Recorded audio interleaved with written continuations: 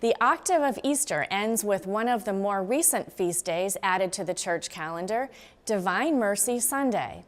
In Westfield, parishioners at one church found a way to open their doors to mercy and welcome the faithful to celebrate in a meaningful way. Kathy Harrington reports. The National Shrine of Divine Mercy is 45 minutes away for parishioners of Our Lady of the Blessed Sacrament in Westfield. We do visit up in Stockbridge at least 3 or 4 times a year because I just feel such a closeness to the Divine Mercy, to Jesus and to Mary. But on Divine Mercy Sunday, when thousands of pilgrims arrive in Stockbridge for the celebration, the crowds, the buses, and the traffic are reason enough to stay home. Not everyone can make it up to Stockbridge. We've always thought that it would be wonderful to have something on the Sunday after Easter, Divine Mercy Sunday, to really focus on Divine Mercy. Father Dan Pekalik says the Pastoral Council and Evangelization team came up with the idea to host a day devoted to Divine Mercy. So on April 8th, the 11 a.m. Mass transitioned into Eucharistic adoration. Also confession was available, recitation of the chaplet, a special presentation on St. Faustina Kowalski, and a movie about the miracle that led to her beatification. We indicated what would be happening at each time so that if people wanted quiet time, they could come during adoration. Part of receiving the divine graces of Jesus, he told St. Faustina that the floodgates of his mercy are open on this day. Confession is always part of how we open ourselves up to Jesus' mercy. Speak to the world about my great and unfathomable mercy, Jesus told Sister Faustina. Filmmaker Betty Wilda does just that in her documentary, In the Name of Miracles. The film tells the story of Maureen Digan of Lee and her miraculous healing at the tomb of the Polish nun. I heard Faustina say, "If you want something, then just ask." In my nasty, cocky attitude, quietly, I said to Faustina, "Okay, you dragged me this far from home. If you're going to do something, then do it now." And then continued on with the chaplet. And I noticed something was happening to my leg.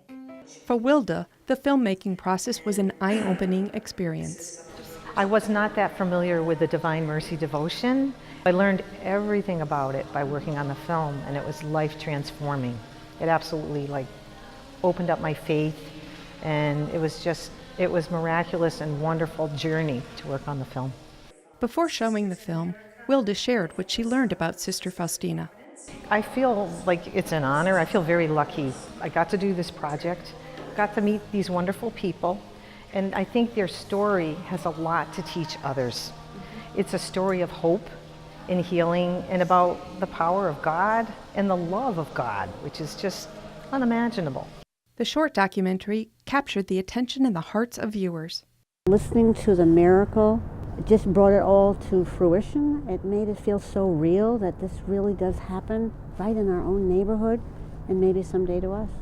I think it would have been very important to have more Catholics be here for today's very special celebration, and also to see this film, because I thought the film was simply outstanding. The movie wrapped up just before 3 o'clock, and more people arrived for the Hour of Mercy. As the Blessed Sacrament returned to the altar for exposition, it was time for the singing of the Divine Mercy Chaplet.